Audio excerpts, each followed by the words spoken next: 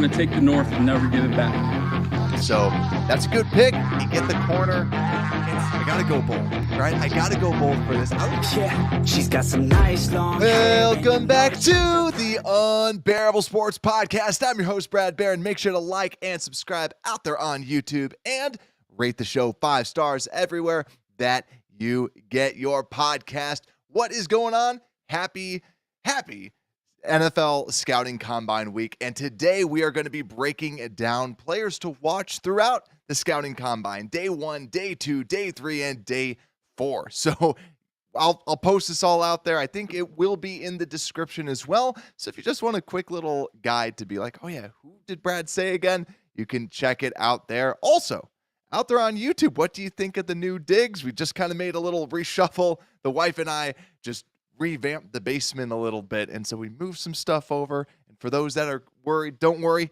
The cat is all the way over on the opposite end of the room as well. So she's still here. She's still here. We didn't get rid of her at all. Not yet. Not just kidding. But let's get this show on the road, right? I love the NFL Combine, and that's where, too, I am curious. Also, what is good, Jason? Hope all is well. And the question I have for all of you is, do you like the Scouting Combine?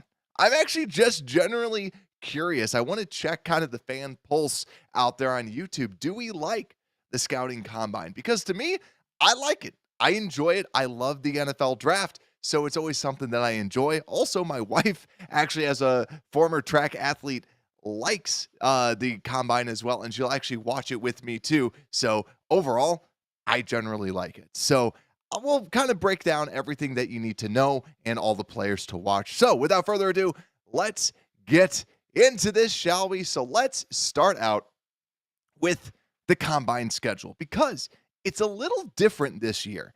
And for those that have typically watched the Scouting Combine, usually that first day is for the offensive linemen. So the offensive linemen go out there, and not a lot of people love to see the offensive linemen out there. Typically, that's the first day. But then they revamped it. So then the last day was usually defensive backs. But what we're going to see is first day on Thursday at 2 p.m. Central Time, assuming everyone's in Central Time, since most of us are in the Midwest, we're going to see the defensive linemen and the linebackers. Then on Friday, March 1st at 2 p.m., we're going to see the defensive backs and tight ends. Then Saturday is when it gets fun, even more fun. We got March 2nd at noon. You're going to see the quarterbacks, wide receivers, running backs for sure. That's when they put on the show. And then on Sunday, March 3rd, that is when the big boys, that is when the offensive linemen are going to be out there. So you don't want to miss it. And also, we're going to have you covered. I'll be trying to do an episode every single day, trying to recap what we just saw and who I liked. But then obviously on Sunday, we'll probably do just a giant live show recapping what we saw at the NFL Combine.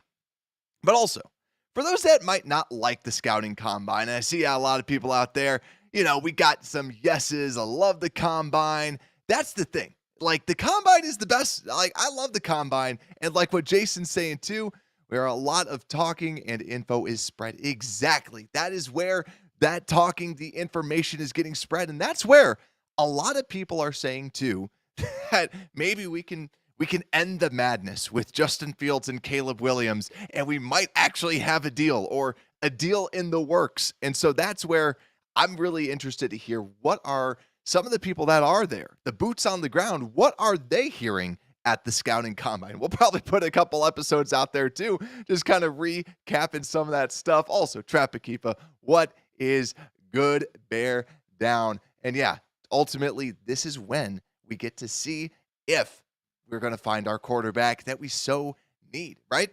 Is he on the team? Is he not? We'll know after this week, or we'll have a better idea.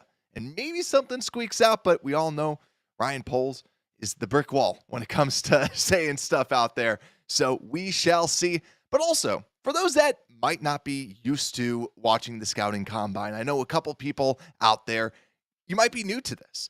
And I wanted to just give a little bit of help. If you're a seasoned pro and you know what you enjoy, no worries. But this is just my little brief guide to enjoying the Scouting Combine. Just some tips.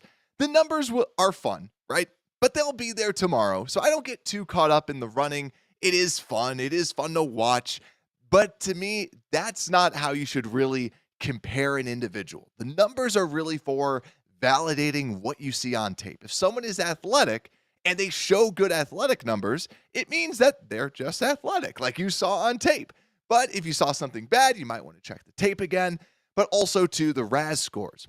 I said we'll probably cover this on Monday, but I want to kind of put together who I think that Ryan Poles might look after, because we know Ryan Poles loves the RAS numbers. And for those that don't know those, that's where the Math Bomb does a RAS number, where it's basically a relative athletic score, where it kind of compiles someone's combine results and says, hey, in what percentile are you basically in? And typically, we draft people that are green, the high athletes. That is what Ryan Poles tries to covet. But also another piece is, one of my biggest tips is I love watching the drills. And the biggest reason why I love watching the drills is this is the only time that you get to see players be side by side, one after another, and you can really kind of see the types of athletes that you're dealing with. And that's something that I love about the combine.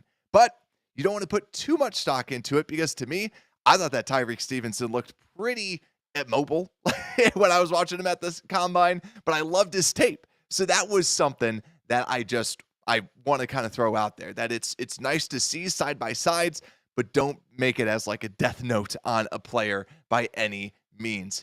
But also, Ron, what is good, my friend? Bear down indeed. I'm excited. So let's get this in, right? Yeah, and thank you, Jason. Great idea. Exactly. Teach the combine, like just learn a little bit about this, because I know everyone's caught up in the numbers. Everyone's going to see like the super fast numbers and be like, oh my God, this person is crazy, right? We're not Al Davis, rest in peace, where you just only drafted the great athletes. We get good athletes and pair it with their ability to play football. But let's go into day one, right? So day one, we got defensive tackles, defensive ends, and linebackers. And this is still where you're going to see a lot of blending of players. And this is where the NFL needs to do. They're doing a slightly better job. They should just do linebackers, edges, and defensive interior. Just keep it that way. But it seems like they kind of group them up a little bit. But I'll kind of show who I have on my watch list. Now, obviously, there's a lot of people to watch, but let's start out with the big boys. Also, if you have anyone that you're excited to see on that defensive line, you know what to do. Let me know down below. This is a combination, my list of 5, combination of people that I think are either going to dominate the combine or people that I just really want to watch. So I want to start off with Byron Murphy, the second from the Texas Longhorns, defensive tackle. He's now climbing up boards. Actually, climbing is an understatement. He is soaring up draft boards, and a lot of people see him as the defensive tackle number 1 over a Johnny Newton. He's going so high up, he might be an option for the Bears at 9 if they want a defensive tackle. And I've watched the tape, and this guy is explosive. This guy is strong. And I think when he's at this combine, I think he's going to turn a lot of heads, because he has the production, he has the strength, he's got all the speed, he's got everything that you need in that defensive tackle. I think he's going to ball out and turn a lot of heads, not necessarily like be the number 1 fastest guy, but someone that they say, this guy is 300-something pounds and he's flying down the line. And you'll see the natural athleticism and quickness why he's so high up on the list. Johnny Newton, I believe he's also not going to participate because he had surgery, so I don't think he's going to be there, but I've seen some people like Daniel Jeremiah talk about him, so we'll see if he's actually going to be there, the defensive tackle out of Illinois. But let's move to the next one. And this is another one of my favorites. I love the Texas Longhorn defensive tackles, T'Vondre Sweat. And the reason why he is someone that I'm super interested in, that I really want to watch, is this guy literally is 360 pounds. He is enormous. He's the guy that did not weigh in at the Senior Bowl. And he didn't weigh in, so you're like, okay, is he big? What is going on? Is he out of shape? And typically you can't get, you have to probably weigh in at the combine. I don't think he's going to avoid the weigh-in. So I want to know, how big is this boy? Because when you put on the tape, this dude just tosses people aside. He is an absolute menace at the defensive interior spot. Yeah, people see his size and probably think that he is like this slow guy. He is fast. He's more like Vita Vea type of deal, where he's just enormous, great hands, and just an absolute force. But the conditioning is something that is worrying a lot of people. That size and will he be able to play every single snap is what a lot of people are nervous about there with T'Vondre Sweat. Also, I'll just go over to the comments just to see what y'all are saying.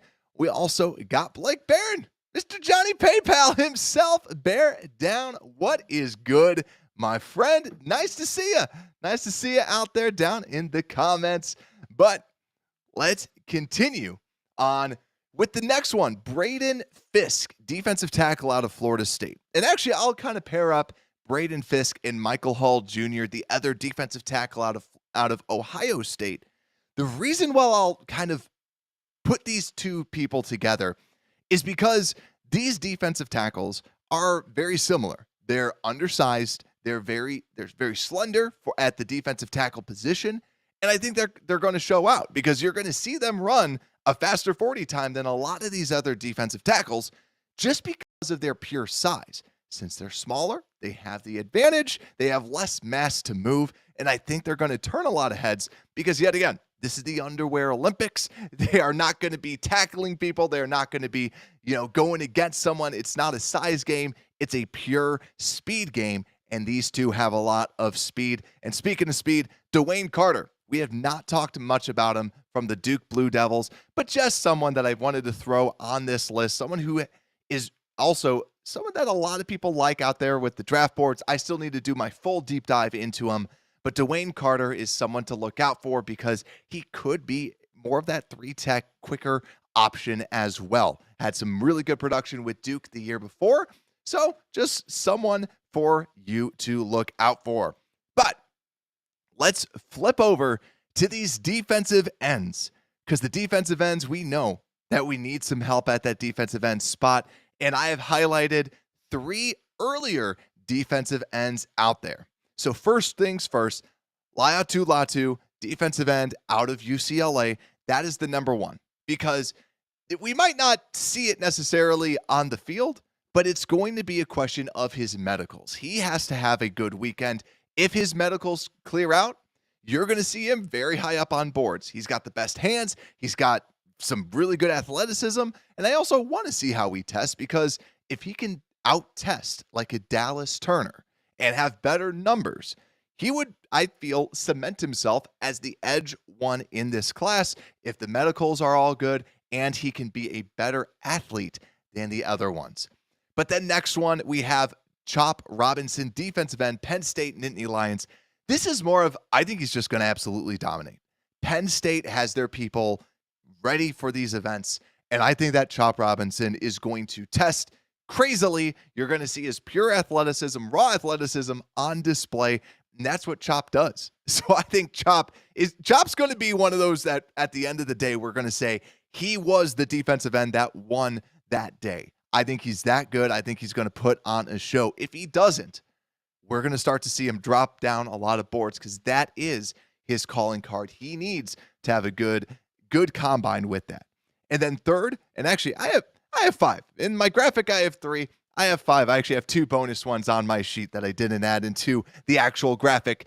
But Darius Robinson out of Missouri is my third. I just got around to watching his tape, and man, he is good. If for a second, people are projecting him to go in the second. He's this tweener in between defensive tackle and defensive end, and he's someone that I really want to see what he weighs in at.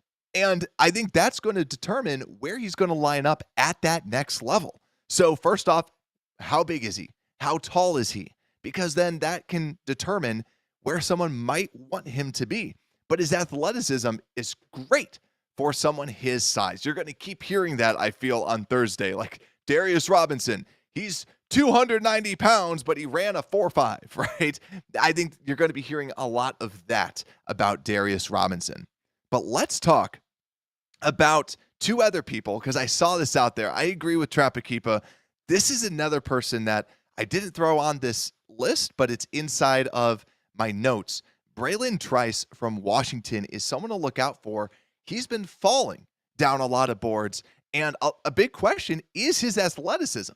So to me, that is someone that needs to do well so that he kind of regains his footing as this, he used to be day one, and he's fallen all the way out of day one. Now he's kind of going into the third round, which I think is pretty darn low for Trice.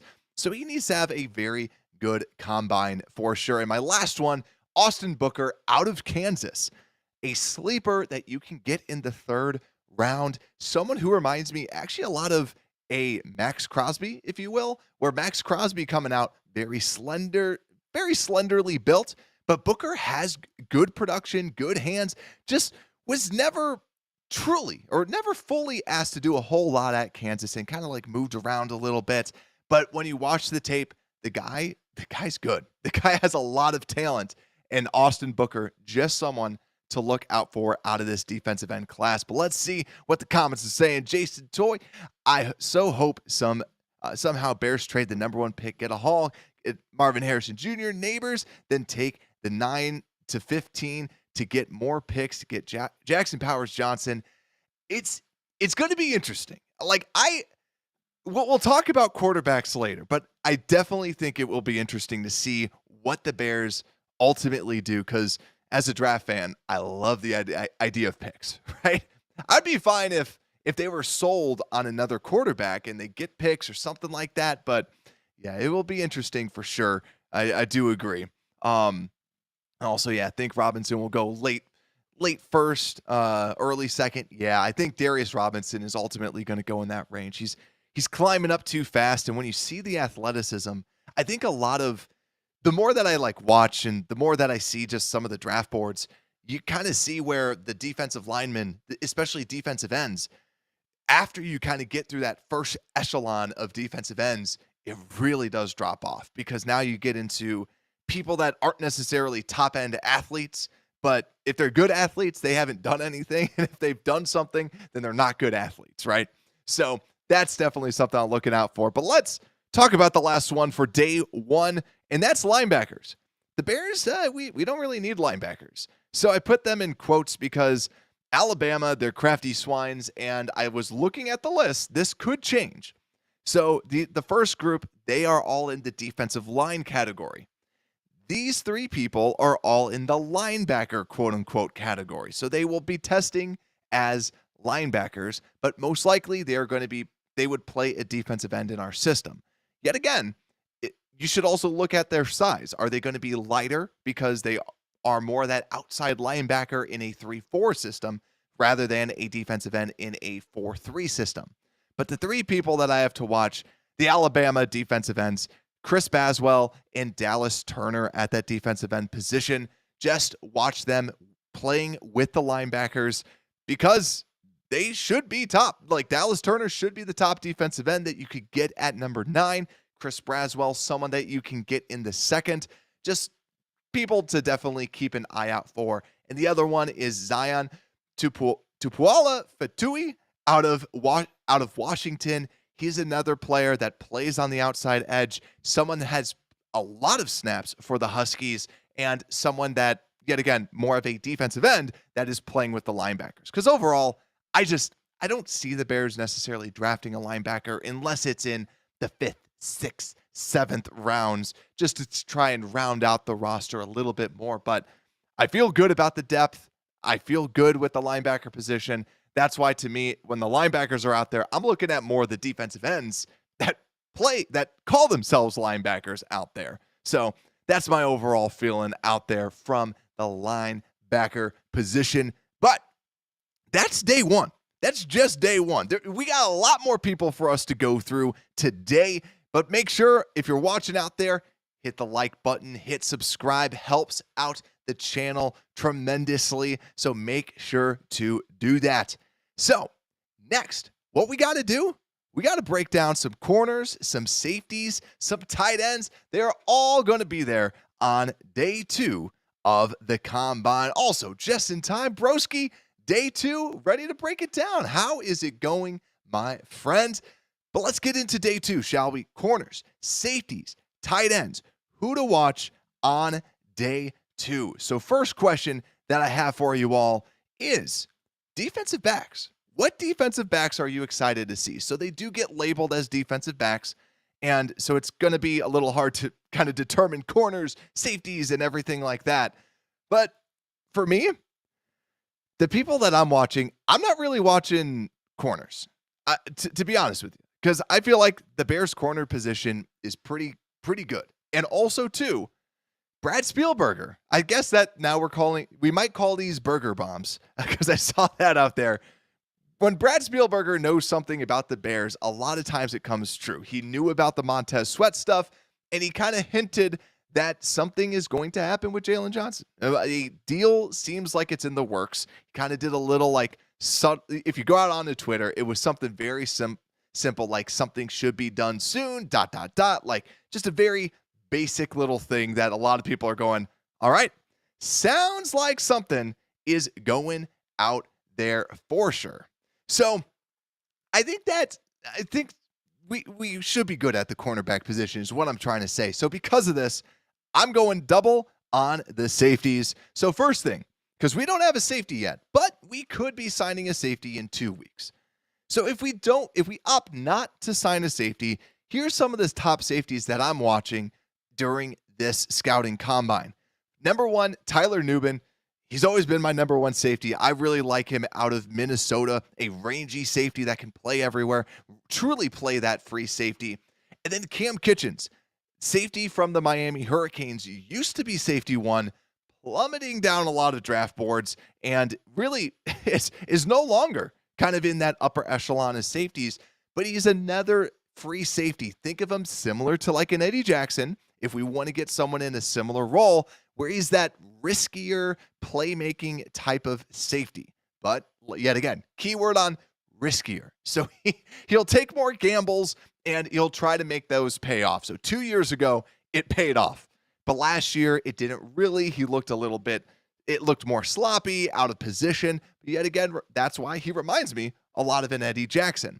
And the last one that I'm really watching out for, Calen Bullock, the safety out of the USC Trojans. This dude is like he's 6'3", but he looks like he's 6'7" out there. He's just so tall, so lanky. I'm curious what he weighs in at. I'm curious how tall he is. And he's a very, very rangy, tall safety that I would love to see as the free safety for the Chicago Bears. But what does he weigh in at? So that is going to be the big question with Calen Bullock, but he's going to be someone that you see and you go, who the heck is that guy? Who is that tree playing amongst these safeties out there? He's built different. But also, Broski, glad things are going well, sir. And also, Jason, thank you. And everyone, make sure to smash that like button. We got 46 people out there, or 48 right now. So make sure to hit that like button. But now next, we got to go into some more of these safeties. Like I said, I got 2 rounds of safeties for y'all. So the next round, let's talk about the late round safeties. So these are people that I actually think that the Bears would probably go after. More of these, I could see them signing someone to fill that roster spot and then drafting someone later on. And that is where you get, with a lot of these safeties, you get a lot of these different question marks. And Dadrion Taylor-Demerson, we've talked about him before. Texas Tech, Red Raider safety out there. Now, he can play deep. He's very aggressive, but he's not the best at tackling. But I think he should be able to test pretty well, show off some of that quickness, show that speed. But this is someone you can get in day 3 that has the potential of developing into a pretty darn good safety. Next is Tyke Smith from the Georgia Bulldogs. A lot of reps underneath his belt. Very good safety for the Bulldogs. I know one question I have is how good of an athlete is he? But still, another person you could probably get in the 4th round that can give you some pretty darn good play. And last but not least, Sione Vaki, the safety out of Utah. The big reason why I have him out here, this dude is a running back that plays safety, that also played a little bit of slot receiver back in the day. This is someone who plays both sides of the ball. I just think he's going to be fun to watch play in the NFL scouting combine. So someone to look out for. I didn't necessarily love his tape, but he's just a fun player because of his potential versatility, his Taysom Hill-ness, or Travis Hunter, or whoever it is that plays both sides of the football. But let's see what else is out there. Broski saying USC's defense sucks so badly, I'm surprised they have a high-ranked player. Yeah, good point. Like, he's the only good person that I saw, at least, from the USC defense. But yeah, besides that, the defense was one of the worst in the NFL. I mean, in the NCAA. Jason saying, I would love to get Nubin. I agree. He's darn good. He's a darn good safety for sure. Broski saying, too, here's some sound draft advice. Avoid drafting Pac-12 bums. And then also Ron saying, I hope Bears don't trade down. Now, Ron, from the number 1 spot or the number 9 spot? I'm assuming number 1. But yeah, let me know. Just verify that real quick. Because, yeah, I kind of want to, I definitely want to know with that. I'm assuming number 1. Yeah, both. Okay. Yeah, both. So I was incorrect. I was half and half. But yeah, both. We'll see, right? And I think that the big part about number 9, like we've said before, it's about who's going to be available at that position. And actually, speaking of the number 9 slot, a lot of rumors now are saying, a lot of experts are saying that the Bears are not going to be able to get a wide receiver at that number 9 spot. Rome Odunze is too highly sought after, and same thing with Malik Nabers. So it's something we definitely have to look out for. But I think if the wide receivers aren't available, they might go D-line or they might trade down. We'll just have to see. But Iron Safe saying, I hope they do. And Bears saying they need to leave this draft with either MHJ or Nabers. It'd be nice to get one of those receivers for sure. They're darn good. They're darn good. I'd love to see one of those. But let's go to some tight ends. And let's round out this day 2. The tight ends to me are going to be kind of fun. I really do. Even though that there's kind of 2 top tight ends, there's still a lot of these back end tight ends that are out there. And let me know, who are you excited to watch at the tight end position on Friday? I already feel like I know the chat. I know who they're going to love with some of these tight end prospects. But number 1, who I'm going to be watching for, Brock Bowers. Brock Bowers looks like a software developer. I know this because I'm in tech. He looks like your standard, he looks like the IT help support that works out, right? He does not look like a pro athlete, but the dude is a great athlete. That's why I'm excited to watch him play. So Brock Bowers to me is the first person I want to be watching out for. The next is Dallin Holker, the Colorado State tight end. This dude is silky smooth when it comes to receiving the football. I think when he's going to be running routes, I think he's going to test pretty well as a receiver. I think he's going to turn some heads going, man, this guy can catch, because that's his calling card at Colorado State. Reminds me of an off-brand Mike Gesicki a little bit, where he's just more of the receiving type rather than the true blocking tight end. Next is Theo Johnson out of Penn State. Theo Johnson, very good athlete, should show pretty darn well at this scouting combine, should turn a lot of heads, and maybe he starts kind of moving up the discussion, because it's usually Brock Bowers and the next guy on my list, Jatavion Sanders out of Texas. Brock Bowers in the first round, Sanders in the second, everyone else day 3. So Theo Johnson, after a good combine, might be someone that could maybe get into that 3rd round range. Just someone to listen and to watch out for sure. And the last one, I already know. I haven't checked chat yet, but I guarantee he's probably out there. Cade Stover, tight end out of Ohio State. Cade Stover, he was one of the people that we ended up drafting in the fan mock. Very good tight end, very underrated tight end out of Ohio State. And this is where I'm a big fan of Brock Bowers. He plays very, very well. I'm a fan of Jatavion Sanders.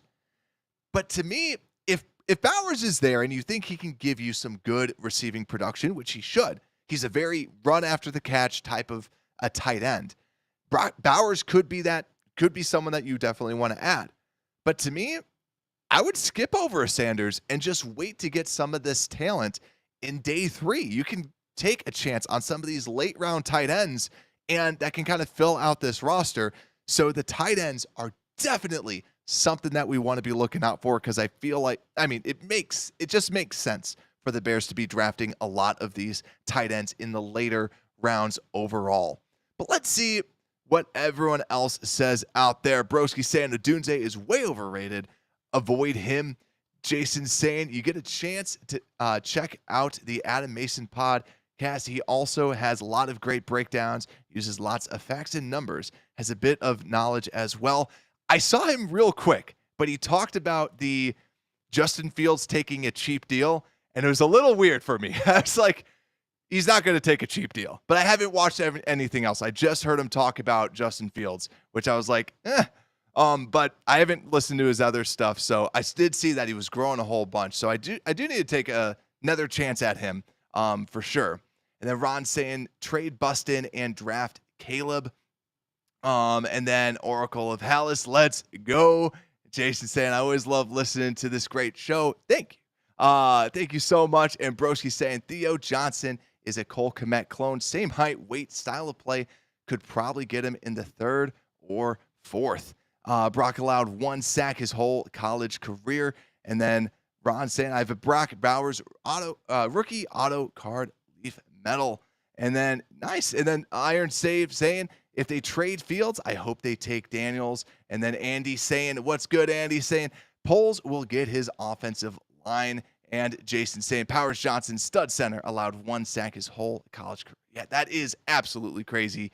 So, day 2 in the books, people to watch out for.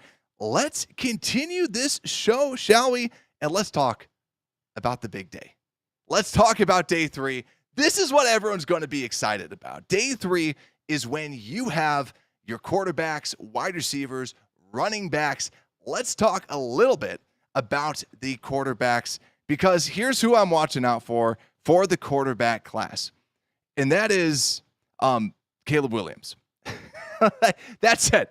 Like, that's all that I'm watching out for. Like, I know that the other quarterbacks are out there, but to me, it's until we trade, right? Obviously, I'll be watching the other quarterbacks, but it's going to be all about Caleb Williams. If Caleb Williams is participating in these events, if Caleb Williams, it's going to be all about him that day, because it is.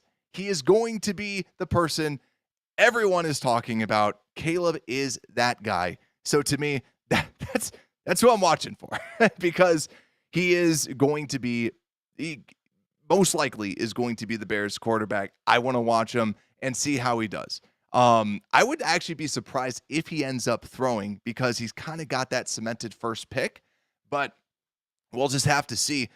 But besides that, though, I mean, you're kind of talking about the top 6 quarterbacks anyways. You know, you're talking about your J.J. McCarthy's, you're talking about your, Michael Penix's, you're talking about Drake May, you're talking about all the other quarterbacks, Jaden Daniels throwing, and just what they look like. Jaden Daniels is another person that would test pretty darn well, because obviously more of that running quarterback should test well and probably make some people be like even more hyped up about him. But I think ultimately still Caleb would go number 1, if anything, just because he's had this aura and he has the arm talent.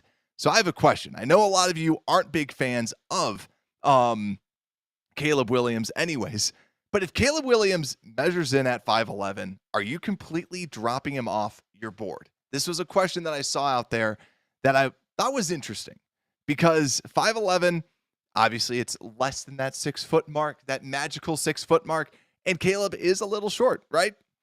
But Caleb is a little bit more built, and that's where, to me, I wouldn't toss him off of my board, but I would at least have him there, and it's something to at least discuss, because is there a legitimate concern? Because the reason why the height is such a concern at the NFL level is because of throwing over the middle. Throwing over the middle time and time again is being shown to be the sweet spot in a defense. It's where you can take advantage of defenses, is down the middle. And that's where, like, a lot of people were saying, well, Fields needs to do that, right? That's where you can get some easy yards. And that's why a lot of people say height is so important, because if you don't have that height, then it's harder to just see over the big people up front. But let's see what some of the comments are saying. Jay Sanders, bear down. What is good? My friend Oracle of Hallis saying Brock Bowers is smaller than people realize, but his play strength, right? Like he's a lot smaller, and you look at him and he looks small, but his play strength is out of this world. The way that he breaks tackles, George Kittle is my comp for him. He plays too much like George Kittle for sure. Broski saying JPJ only started 12 games at center in college, and his technique is lacking. He's not ready to be an starting NFL center. Zach Frazier is the center to draft. Iron Safe saying we only have 6 total picks right now. Yeah, but Poles is going to work magic. I feel like that's always what he does. He's always going to trade down. Always try and find that. And then Broski saying line up Bowers at wide receiver for sure. You can play him in that slot. Played a lot in that slot, but played a lot of shorter pieces. Played more in the screen game for sure. Oracle of Halisane probably won't throw or test. I agree. I would be, like I said before, I'd be shocked if Caleb ends up throwing out there. But Iron Safe saying yes, and Jason saying yes, that height being at 5'11" would kind of scare them off. Iron Safe says he does well with the sidearm and angle throws, but I worry about the vision. Caleb Williams, Bryce Young 2.0. Yeah, it's going to be, I like Caleb. I think that the talent is there for sure. But with any quarterback, you got to have a good coaching staff. You got to have people around them that can get the most out of them. And that's regardless of quarterback, right? And that's where I know that a lot of us are talking Marvin Harrison Jr. Marvin Harrison Jr., darn good. Oracle of Hal is saying he's got early Drew Brees vision and can see the windows and second windows. He compensate for not being 6'4". He was very small in high school and a late bloomer. Yeah, good point with the Drew Brees comps, just because shorter but able to kind of make a lot of those throws for sure. So let's keep on moving. Let's get into these wide receivers, because I want to talk. I definitely want to talk about these wide receivers, because this is where it gets fun. Wide receivers, I had to grab 5, right? I tried to just grab 5. Let me know down below, what wide receivers are you excited to watch during this, because it's darn fun to watch these players out there. Number 1 that I have out there, and I made this alphabetically so that you can at least, if you have this list, you can at least see where they come out from. Malachi Corley, Western Kentucky. We already know, we've talked about him before. The Deebo Samuel light that people are comping him to. And to me, I just want to see, what do these routes look like? Because it sounds like from the Senior Bowl, he was out there, showed why he doesn't know how to run routes, showed that he wasn't running crisp routes. Malachi Corley needs to be able to run that. Otherwise, he's just another Laviska Shenault, another Kevin White, another insert the blank on someone who breaks a lot of tackles and runs really well, but doesn't really play that wide receiver position. He's explosive. He's fun, which will be a lot of fun in the combine, but I'm going to be watching the feet. I'm going to be watching those routes when he's running some of those drills. Next, Ladd McConkey, someone who's going up a lot of these draft boards, seems to be a very safe slot player. I'm curious, how fast is his 40? How fast does he have? How much straight line speed does Ladd McConkey have? Because on tape, he has that. And maybe Ladd goes, listen, if he's not going to run a good 40, he goes, you saw the tape, you saw how fast I am, I don't have to run this. I could see him not running this, but I think he's going to be one of those players, when you watch him run the drills, it's going to be crisp, it's going to look really nice. Ladd McConkey, good player, reminds me a little bit of a Deontay Johnson because of the route running and kind of just he's got good speed and he's got solid game-breaking ability, but it's not like he's this ultimate, take the ball all the way every single down. But next, I wanted to put out some of at least one top wide receiver. And the person I'm most excited to see is Malik Nabers, because Malik Nabers has some phenomenal athleticism to him. I think he's going to perform great. I think he's going to turn a lot of heads, but also I've comped him to Antonio Brown, and Antonio Brown was terrible at the combine. So personally, I hope Malik Nabers does terrible so that he drops to number 9. So you know what, Malik, have a terrible combine. Come to the Bears. Drop to number 9. We want you on the Chicago Bears. We never wish ill on anyone, but Malik Nabers, just don't have a good combine. Don't have a good combine for us because you need to come to Chicago. You're too good. He is the new wide receiver one. What you get out of like a Garrett Wilson, what you get out of a Jalen Waddle, he's more that compact number one receiver, and he's darn good. But then the last two are people that I think would just be fun to watch. Malik Washington out of Virginia, kind of that Tank Dell 2.0 type of person. And how fast is he? Because I didn't see a whole bunch of straight line speed. He looked fast, but how fast is he from when it comes down to a number? And then the last but not least, Xavier Worthy. I feel like no one's talking about Xavier Worthy. All the draft shows I listen to, no one's talking about Xavier Worthy.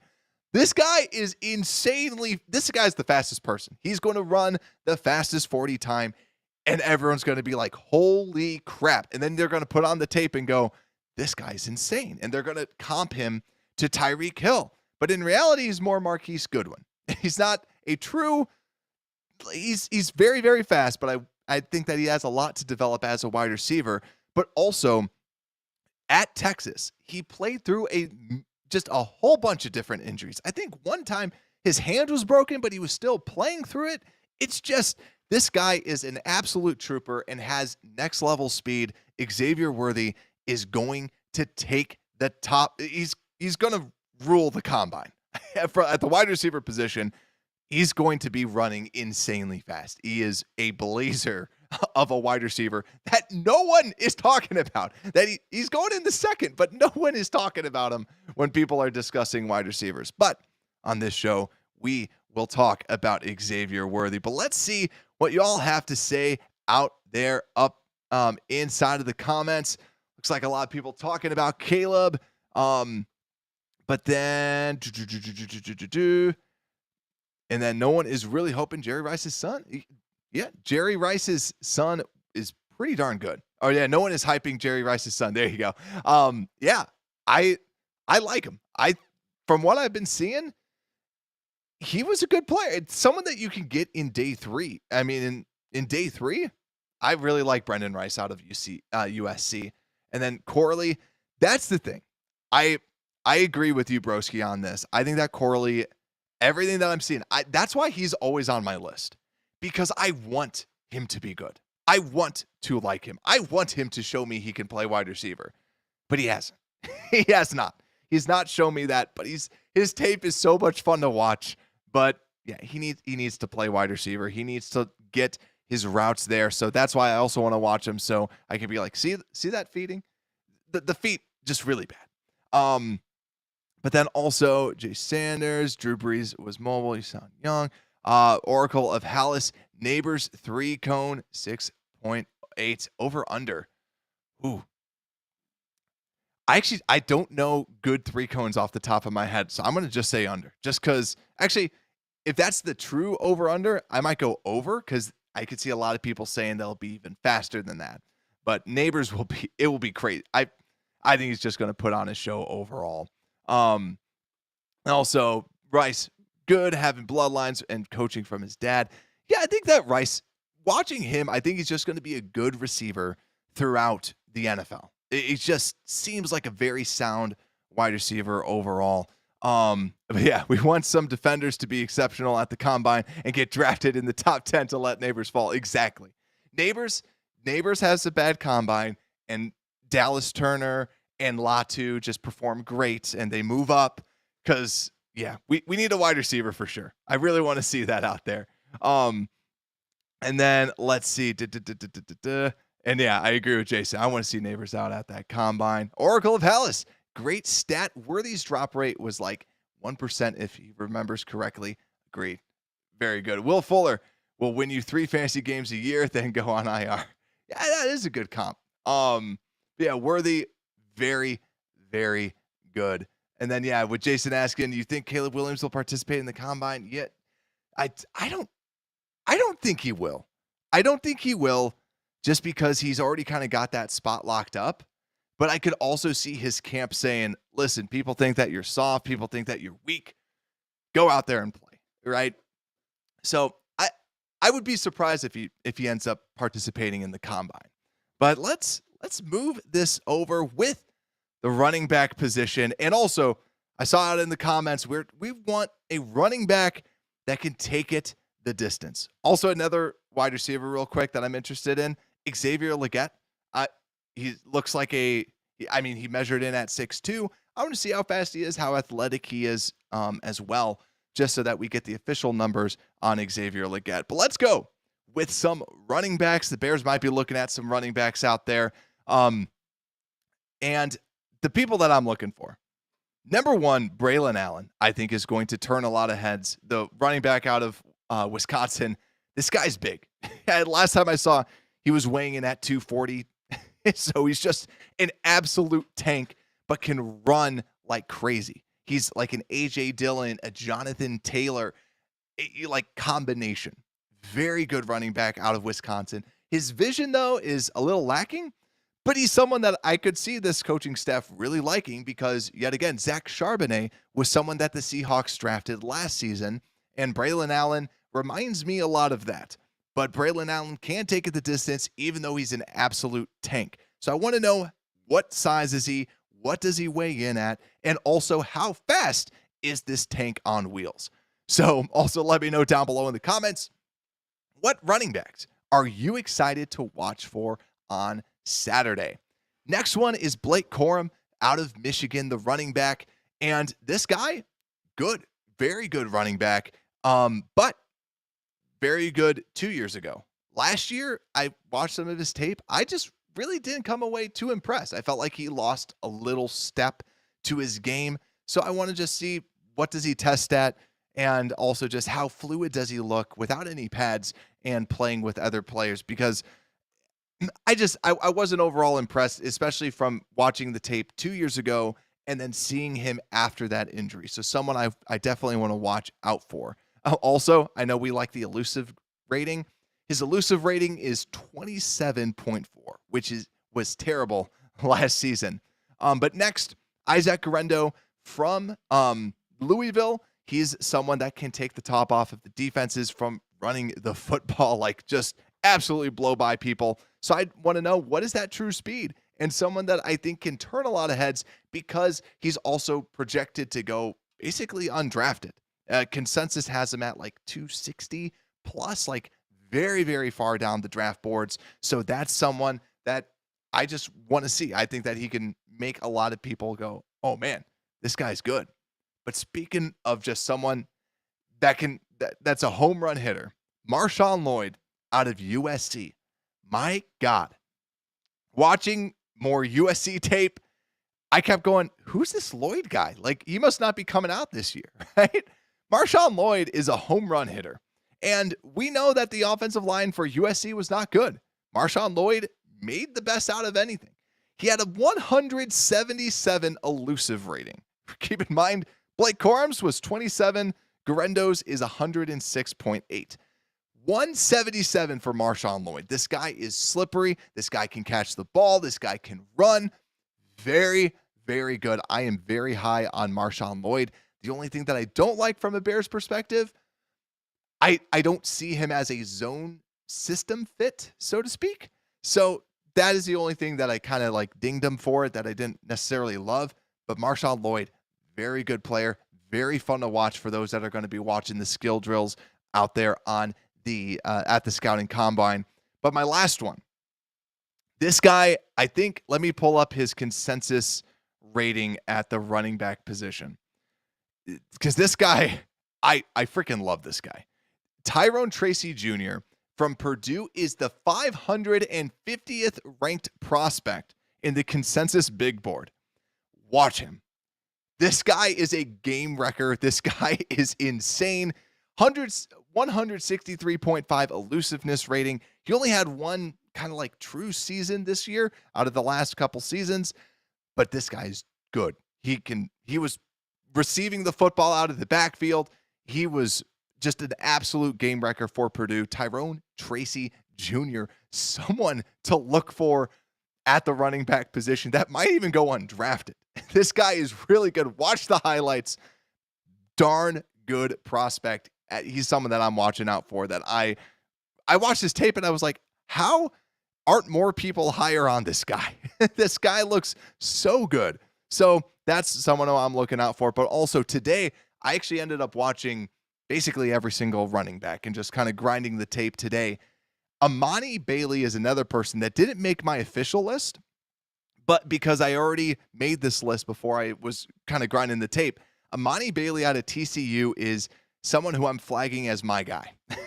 Targeted 20, he's caught 25 of the 25 passes thrown to him. He has an elusive rating of 117.1. And also, in the Power 5 last year, he broke the 5th most tackles at 70.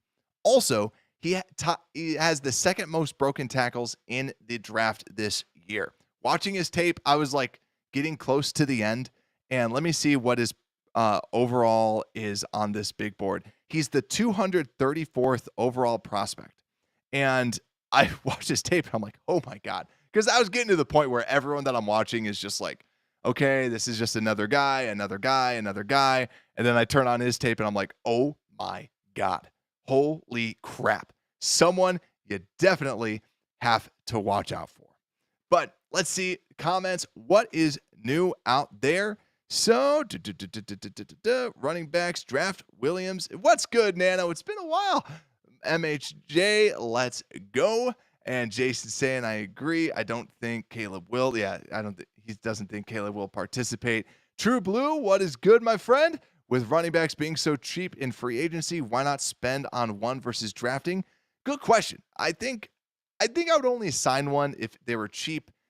If you're getting kind of that, like kind of Travis Homer upside where it's some of that special teams. But the draft, what's good is there's no one cheaper than when you draft someone. And also they have that potential upside. So I think that's where some of the draft benefit comes in. And like I said, I just basically watched every single running back prospect that's out there. And there's a handful that, as you get later on, that look like an Isaiah Pacheco, that look like they could be that guy. Yeah, Ammani Bailey, watch him.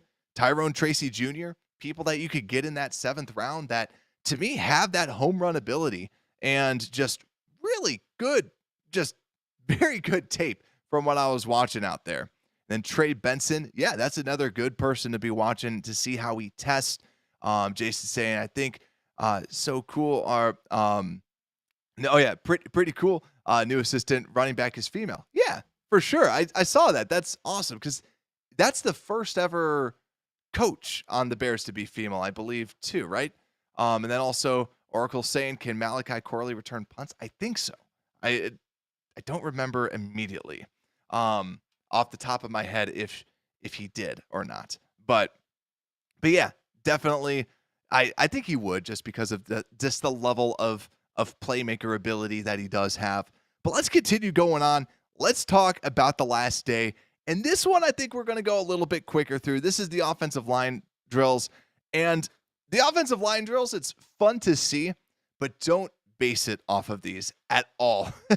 Andre Dillard is the first person that comes to mind. Everyone, and myself included, I don't know if anyone else remembers Andre Dillard when he was at the combine. This guy like destroyed the combine, looked great, and just like his feet were phenomenal. I remember he did that mirror drill when they have like the rabbit where they're like running back and forth, like the guy's running back and forth in front of him, and he just has to stay in front. And when he's doing that, just so smooth. And when he has to run back, like just looked so smooth constantly.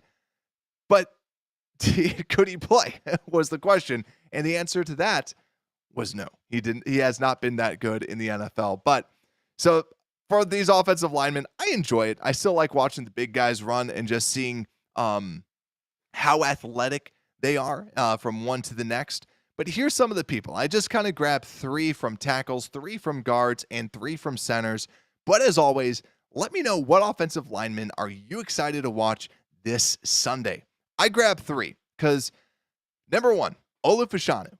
Olu Fashanu, we talked about him before. Someone that could be an option at number 9 if the Bears want to move on from like a Braxton Jones at tackle and maybe switch him inside or switch Olu inside. Olu was seen as the can't-miss offensive line prospect last year. And then now this year kind of has, went down some draft boards and now projected to go around that number 10 spot. So the Bears might be able to get him at number 9, and this guy is a great athlete at the tackle position. And Broski brought this up, has not allowed a sack. So I really want to watch him. I want to see how he tests because he could be a very good steal for the Chicago Bears at that offensive tackle position. But then the next, Blake Fisher, offensive tackle out of Notre Dame. I'm not saying that I'm high on him. I'm just saying this guy is a very good athlete, and he should be able to do very well at the combine. And he might be one of those winners at the end of the combine because of his natural athleticism at the tackle position. But then last but not least, Javon Foster out of Missouri. This is someone that I could just see the Bears falling in love with. Played at the Senior Bowl and plays very well in more of that zone system. So Javon Foster, someone to watch out for because I think that the Bears could potentially draft this person later on in the 4th. Because I ultimately think they're going to try drafting a tackle later on unless they do fall in love with like an Olu Fashanu. So next, who I have out there, I am going to flip over to the guards. And at the guards position, like I said, I have 3. And 2 of them are people that we've already talked about. Christian Haynes, offensive guard out of Connecticut, slightly undersized, so I really want to see where he weighs in at. He's more of a lighter guard, but he's very athletic at the guard position. So what is his size and how athletic does he actually test? Next is Christian Mahogany, guard out of Boston College. Reminds me a lot of Tevin Jenkins, just a very big-bodied guard. I think he's going to test well. I think he's going to test huge. So I think overall he should have a good combine. If he doesn't, I think that will actually affect his draft stock a lot because his kind of calling card is that mixture of athleticism and raw size. And last, here, I'll hide my little prompt here, is Mason McCormick, the guard out of South Dakota State, a very under-the-radar prospect, but a lot of people have him as their sleeper pick because the tape is good, and that's where I just want to see him out there. I want to see what he weighs in at the combine, someone to look out for. And also for those watching, yes, that is his profile picture on LinkedIn. I could not get a normal profile picture of him. So when I searched for profile pictures for Mason McCormick, his LinkedIn popped up. And this is actually him. This actually is from his LinkedIn. So hopefully he gets drafted. It reminds me of that safety that we drafted, Kendall Williamson out of Stanford, where when I was searching for him, his LinkedIn popped up. And I'm like, oh, that's not a good sign because he was like ranked the 700th prospect when the Bears drafted him out of Stanford. So Mason McCormick, though, good guard, that should definitely get drafted. So someone to definitely watch out for. But last but not least, centers. And I had to throw everyone's favorite Jackson Powers Johnson out there, but he's not technically on my watch list. And the reason is just because I think that he's going way too high for the Bears unless they were to trade farther back and go and get him, right? I think ultimately they're going to sign someone and then draft someone later on. So that's why I have Zach Frazier, the center out of West Virginia, more that second rounder. And I saw Broski commenting about this. I like Frazier. I think that he's a good, solid foundational center. But then there's two other ones that, one that not a lot of people talk about, Drake Nugent, the center out of Michigan, very good center, just someone to keep an eye out for. And then last, Cedric Van Pran. Didn't know it was Cedric Van Pran Granger, but officially it is. Center out of Georgia, another person that the Bears could get in the 3rd, in the 4th, someone to keep an eye out for that is more that later round center. Because I think ultimately the Bears go with like a Brian Allen. They sign one of them, and then they draft a center later on to develop around, have Brian Allen and then draft a center that can be that true backup behind him. And then maybe develop and then eventually start over Brian Allen or whoever they end up getting at the center position. But like I said, let me know down below in the comments who you are excited to see, anybody that I missed from this. But also let me just go through some of these comments before we call this a day. But also just as a friendly reminder, make sure to like and subscribe. If you've watched this far, chances are you like the content. And we have a lot more draft show out there and a lot more combine information. So let's see. Zach Frazier's the man. Broski's saying True Blue NYC, considering we don't have a second round pick, can any of these centers drop to the third? That's a good question. Maybe Zach Frazier. But that's where I think like a Van Pran, I could see him in the fourth or in the third. So that's definitely someone. And then Nugent, I see a lot of people having him in day 3, and he's been a very good center for Michigan. So someone that I think low-key could be a future Chicago Bear out there, definitely. So like I said, let me know down in the comments, is there anyone that I may have missed? We just hit that famous hour marker. But like I mentioned before, make sure to hit like, make sure to subscribe if you're watching out there on YouTube. Also, download the podcast everywhere you get your podcast. It's Combine Week, which means more news and more prospects for us to break down. With that, Unbearable Sports Podcast, we are out.